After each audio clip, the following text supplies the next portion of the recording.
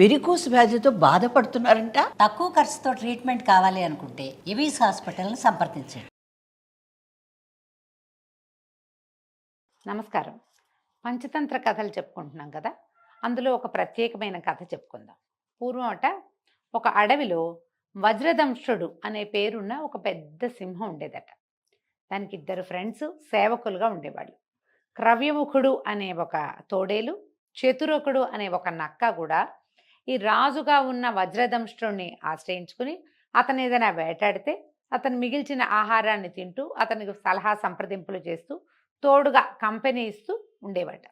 అయితే ఏమైంది, ఒకసారట ఒక ఒంటెల గుంపు ఆ అడవి దారిన వెళ్తూ వాట్లల్లో ఒక కడుపుతో గర్భవతిగా ఉన్న ఆ ఆడవుంటే దానికి నొప్పులొచ్చి సమూహంతో పాటు ఉండిపోయింది.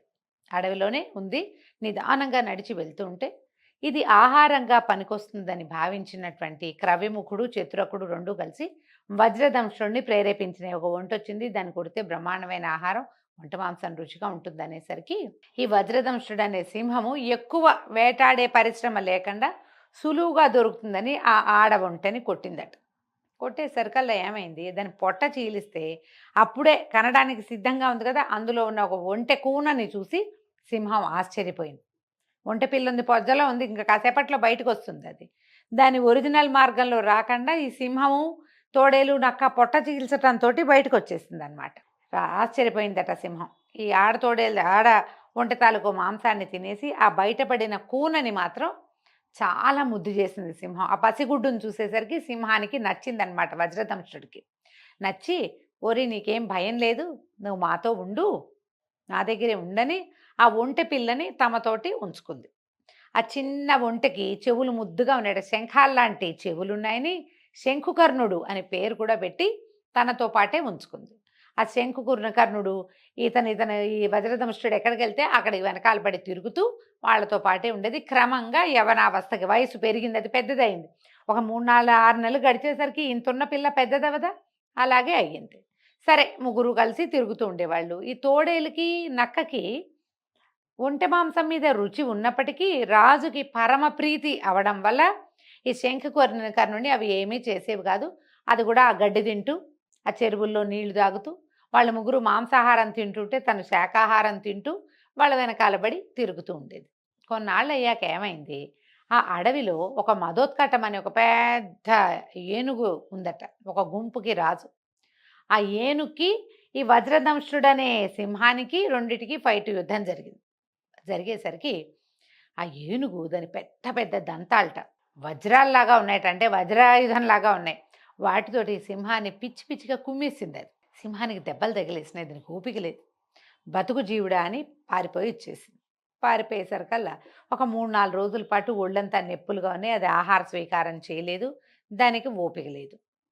ఓపిక లేకపోతే మరి అది ఆహారం అది కొడితేనే ఈ 2 జంతువులు తింటాయి, తోడేలు, నక్క.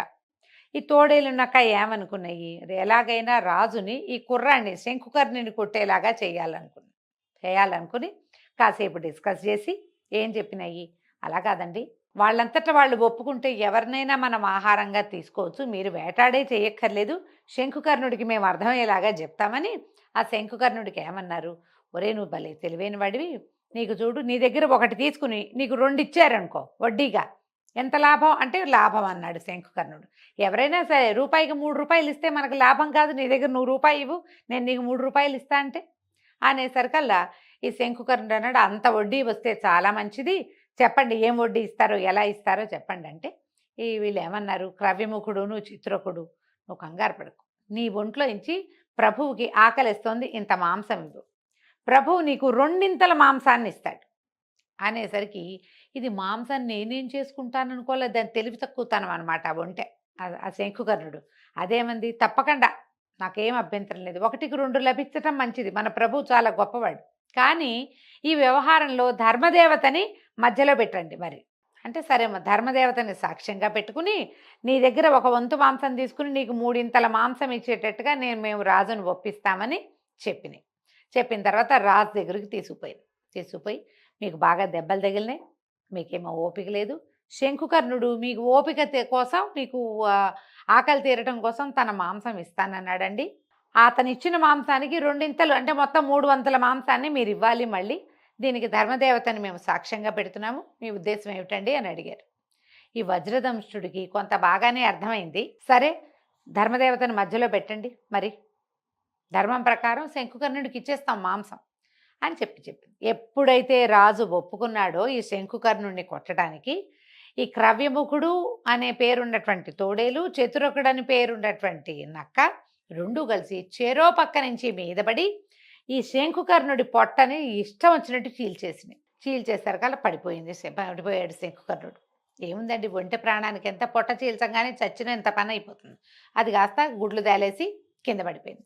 కింద పడంగానే ఈ రాజు వజ్రదంష్టుడు అనే సింహం ఏమందంటే, ఓహో చాలా బాగుంది, ఆహార స్వీకారం చేయొచ్చు, నేను కొంచెం స్నానం చేసి కాస్త దేవతార్చన ముగించుకుని వస్తాను, మీ ఇద్దరు ఈ శంకుకర్ణుడికి కాపలా ఉండండి అని సింహం వెళ్ళిపోతే క్రవ్యముఖుడు చతురకుడు ఇద్దరు నుంచున్నారు. ఈ చతురకుడు కనిపించింది, ఈ ఐడియా నాది, ఈ శంకుకర్ణుని పడగొట్టచ్చు అనే ఐడియా నేను ప్లాన్ చేసి నేను క్రవ్యముఖుడికి చెప్పి మేమిద్దరం కలిసి రాజుగారి దగ్గర వర్కౌట్ చేస్తే, ఇప్పుడు రాజు మొదట తిని మేము తర్వాత తింటే ఎట్లా? ఒకటి. రెండోది 3 భాగాలు ఎందుకు అవ్వాలి? ఇది రెండో పార్ట్, ఇది 3 పార్ట్స్ అయిపోతుంది. ఒకటి చూడండి, సింహం తినేస్తుంది, లయన్ షేర్ అంటాం. సింహాన్ని ఏమంటాం మనం? సింహభాగం అని చెప్పుకుంటాం తెలుగులో. ఇంగ్లీష్లో లయన్ షేర్ అంటారు. అంటే బిగ్గెస్ట్ షేరు లయన్ది, సింహాన్ని. 2 భాగాలు మిగులుతాయి, అందులోంచి మళ్ళీ దీనికి భాగం ఇవ్వాలి, ఎలాగైనా ఇది మొత్తం మనమే తినాలని చతురకుడు ఆలోచించి ఏమంది, ఓ క్రవ్యముఖుడా, నీకు అసలు ఆకలిస్తున్నట్టుంది, నీకు అసలే ఆకలికి ఆగలేని ప్రాణం, ఏదైనా కొంచెం తినేసి రాజుగారికి నేను ఏదైనా చెప్తాను అని చెప్పింది. చెప్పేసరికల్లా క్రవ్యముఖుడు అనుకున్నాడు, ఓహో రాజు వేరు, మేమిద్దరం క్లోజ్ ఫ్రెండ్స్, ఈ చతురకుడు నన్ను కవర్ చేస్తాడనుకుని గబగబా ఆ ఒంటె శరీరంలో మొహం తుడిచి గుండెకాయ పార్ట్ తినేసాడు. ఈ లోపల సింహం ఏమైంది, స్నానం చేసి దేవతార్చన ఏం చేసుకుంటుందో సింహం, అదేదో అర్చన ముగించుకుని వచ్చేసరికల్లా దగ్గరకు వస్తే ఏముంది, ఆ ఒంటె తాలూకు గుండె పార్టులో బొరియ పెట్టుంది, దాని పొట్ట ఆల్రెడీ చీల్చబడింది, పొట్టలోంచి దీనిలా గుండె తినేసింది. పిచ్చి కోపం వచ్చేసింది ఈ సింహం పెద్దగా గర్జించింది, ఎవడ్రా దుర్మార్గుడు, ఇది ఒంటె శరీరంలో శంకుకర్ణుడి యొక్క గుండెని తిన్న వాళ్ళు ఎవరు, వాళ్ళు అంతు చూస్తాను నేను అనగానే ఈ క్రవ్యముఖుడికి ఉలుక్కుపడ్డాడు, భయం వేసింది. గబగబా చతురకుడి వైపు చూశాడు, ఏదో కవర్ చేస్తానన్నాడు కదా అందుకని చూసేసరికల్లా చతురకుడు, ఏమిటో నీ పాటికి నువ్వు తినేసి నా వైపు చూస్తావు, నువ్వు చేసిన వెధవ పనికి ఫలితం నువ్వే అనుభవించాలి, చెప్పు రాజుకి ఏం సమాధానం చెప్తావు అన్నది. అనగానే క్రవ్యముఖుడు హడిలిపోయాడు, అయ్యో బాబోయ్, ఇక్కడే నుంచున్నావంటే ఈ వెధవ కవర్ చేసేది ఎలాగూ లేదు, దుర్మార్గుడు, రాజుగారు కనుక మీద పడ్డాడంటే ఒక్క వేటుకు చంపేస్తాడు, ఒకటే దెబ్బ, పంజాబెట్టి కొడితే సింహం కొడితే తోడే లాగదు. బెదిరిపోయి క్రవ్యముఖుడు అక్కడి నుంచి పరిగెత్తేశాడు. ఇంతలో ఈ చతురకుడి తెలివితేటలకి దేవుడు కూడా తోడయ్యాడనమాట. దూరం నుంచి ఒక గంట చప్పుడు వినిపించడం మొదలెట్టింది. రాజు సింహము ఈ ఒంటె మీద ముఖం పెట్టింది కూడా మొహం వెనక్కి తీసుకుని, ఒరే నాయనా ఏమిటో శబ్దం అవుతోంది, ఆ విచిత్రమైన శబ్దం ఏంటో చూసిరా, దానికి ఏమైనా ప్రతిక్రియ చేయగలమేమో చూద్దాం అంటే ఈ నక్క ఈ చతురకుడు ఏం చేసింది, ఇక్కడి నుంచి వెళ్ళి పైకి గట్టు మీదకి ఎక్కి చూసేసరికల్లా దూరంగా ఒక ఒంటెల బిడారు నడిచొస్తోంది. వాళ్ళు ఏం చేశారంటే మొదట ఉన్న ఒంటెకి మెళ్ళలో ఒక గంట కట్టారు, ఆ బిడారు తలుగు మొదటి వెంటకి. దాని టింగ్ టింగ్ శబ్దం వల్ల వాళ్ళు ఎక్కడున్నారో వాళ్ళ ఫ్రెండ్స్కి లేదా తర్వాత బిడారు వాళ్ళకి తెలుస్తుంది, వాళ్ళ ప్లాన్ అది. కానీ నక్కకి చూడండి, తెలివిగల వాళ్ళకి ఇంత దొరికితే చాలు, దాన్ని పెంచేస్తాయి. అదేం చేసింది, చకచక పరిగెత్తుకొచ్చి, ప్రభు ఇంకేముందండి, కొంప మునిగింది, మీరేమో ఒంటెను గుట్టిచ్చేశారు మాతోటి. యమధర్మరాజుకి విపరీతంగా కోపం వచ్చింది, వాహనమైనటువంటి ఒక పెద్ద ఒంటెని పంపించాడు, అది గంటలు కొట్టుకుంటూ వచ్చేస్తోంది మీకోసం, మీరు ఒంటెని కొట్టారు కాబట్టి ఒంటెని మీ మీదకి పంపించాడు యమధర్మరాజు, మీ ఇష్టం అండి అన్నాడు. అనగానే భయం వేసింది సింహానికి, అయ్య బాబోయ్, ఈ ఒంటెని చిన్నప్పటి నుంచి పెంచి దీన్ని కొట్టేశానని, దానికి చావు ముంచుకు రాకముందే నేనే చంపేశానని యముడికి కోపం వచ్చింది, ఇప్పుడు ఈ గంట మోగించు ఆ శబ్దం వస్తోంది, వాడు వచ్చి మీద పడతాడో ఏమిటో అని చెప్పి ఒక్క దౌడు తీసింది అక్కడి నుంచి. సింహం కూడా పరిగెత్తగానే, ఒంటెలు ఏం చేస్తాయి, ఒంటెలు ఏమీ చేయలేవు, వాటి దారిని పోతాయి కూడా. ఈ నక్క ఈ ఒంటె శరీరం దగ్గర కూర్చుని, ఈమె శంకుకర్ణుడి దగ్గర కూర్చుని చక్కగా ఫ్రెష్ మాంసాన్ని శుభ్రంగా ఆరగించి తర్వాత దాన్ని ఈడ్చుకుపోయి ఒక పొదల మాటను దాచిపెట్టుకుంది. తెలివితేటలతోటి ఇతరులకి ఆహారంగా ఉండవలసింది లేదా ఇతరుల వల్ల పంచుకోవాల్సింది అయినటువంటి ఆహారాన్ని తనొక్కటే తినే ప్లాన్ చేసుకుంది.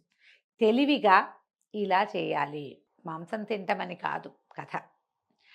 ఏదైనా సరే ప్రతిసారి ఒక స్పాంటేనిటీ ఉండాలి.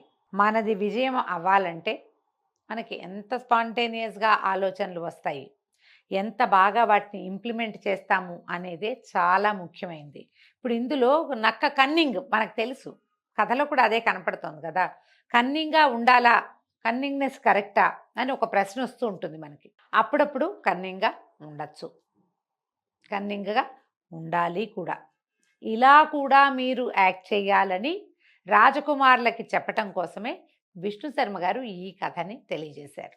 అంటే ఏ పరిస్థితి వచ్చినా దాన్ని తనకు అనుగుణంగా మార్చుకోవటం. ఇందులో వాళ్ళని మోసం చేయటము, కన్నింగ్గా బిహేవ్ చేయటము అనేది కాదు ప్రధానమైనది. ప్లాట్ అది కాదు ఈ కథలో. పరిస్థితిని తనకు అనుగుణంగా మలుచుకోవటము. అక్కడున్న గంటని సింహాన్ని బెదిరించడానికి వాడేసుకుంది నక్క. అది సహజమైన స్వాభావికమైన శబ్దం కదా. ఎప్పుడు కూడా పరిస్థితిని మనకు అనుగుణంగా మార్చుకోవటం ఎలా అనేదే ఆలోచించిన వాడు, ఆ విషయమే ఆలోచిస్తే వాడు గెలుస్తాడు. అంతిమ విజయం వాడిదే అవుతుంది. బాగా ఆలోచించండి, మెదడుకి పదును పెట్టండి అని చెప్పడం కోసం ఈ కథ చెప్పబడింది. కథ కంచికి మనం ఇంటికి.